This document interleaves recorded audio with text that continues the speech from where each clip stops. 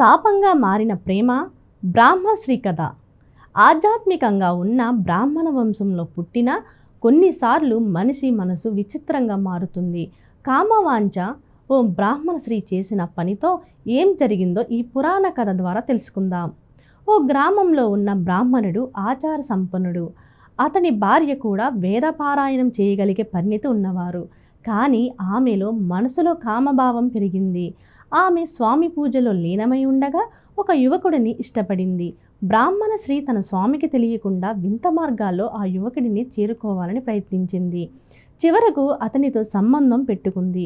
ఈ విషయం బ్రాహ్మణుడికి తెలిసి, నువ్వు పుణ్యభూమి అయినా నీ వల్ల పాపవృత్తులే పుడతాయి అన్నాడు. ఆమె తరువాత జన్మలో దుష్ట సాంప్రదాయాల స్త్రీగా పుట్టిందని పురాణం చెబుతుంది. మనసు శుభ్రంగా ఉంచకపోతే ఆచారాలు పనికిరావు. ఒకరి విశ్వాసాన్ని చెడగొడితే దానికి ఫలితం తప్పదు. సంస్కారం ఉన్నవారు కూడా తన మనసును నియంత్రించకపోతే పతనమవుతారు. పురాణాలు మనకు బోధించేది కేవలం గమనించాల్సిన కథలు కాదు, జీవితం ఎలా ఉండాలో సూచించే మార్గాలు.